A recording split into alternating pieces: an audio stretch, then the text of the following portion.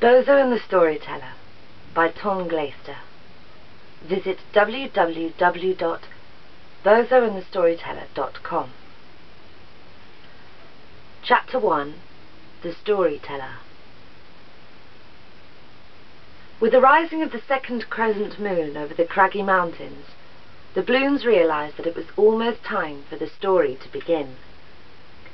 Whether they were surfing the sand dunes with their outrageously long feet, or simply engaged in a staring contest with a nearby star, they instantly forgot what they were doing, and hurried over to the big rock where the storyteller sat. The scarlet light of the 3 moons glistened on their blue skin as they skipped over the sandy ground, and their excited grins revealed beautiful yellow teeth. Before long they had formed a semicircle around the big rock. Latecomers jostled for a place. Those who ended up at the back lashed themselves with their long tails and swore that tomorrow they'd turn up 3 hours early to be sure of a good seat.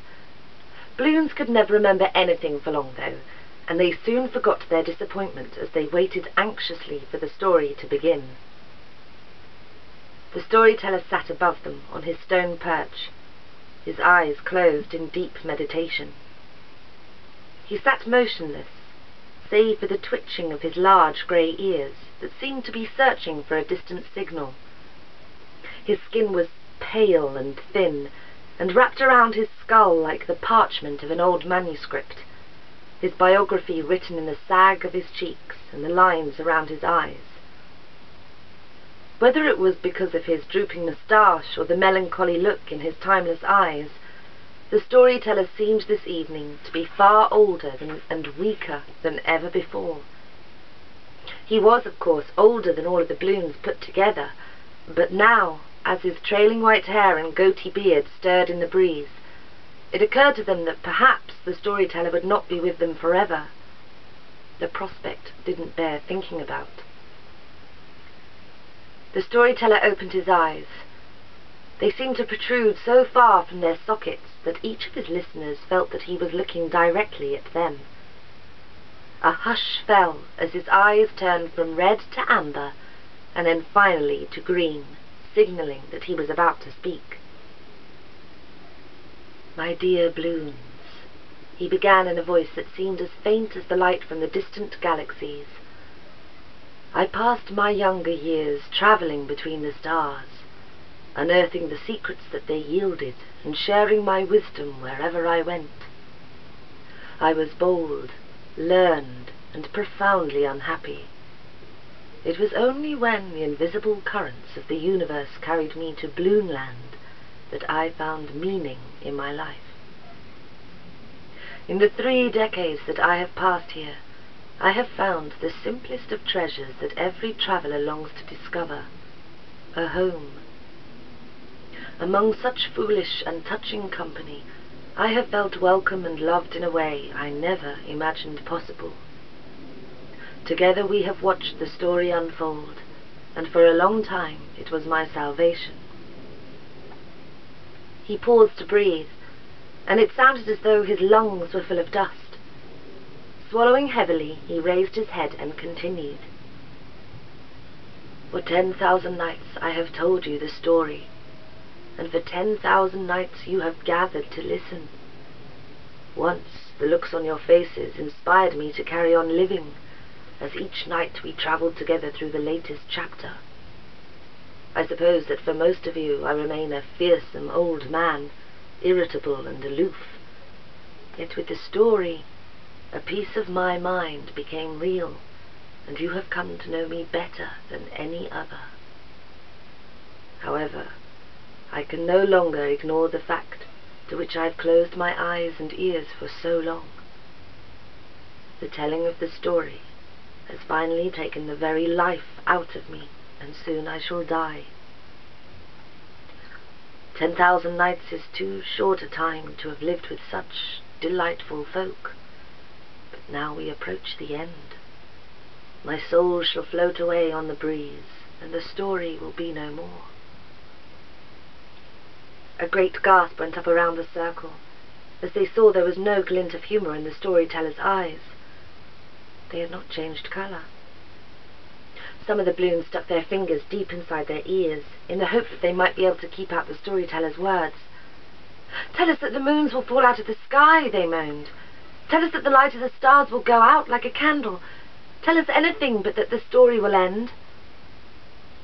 For as long as they could remember, they had gathered each evening to hear about the strange green and blue planet that had only one sun and one moon.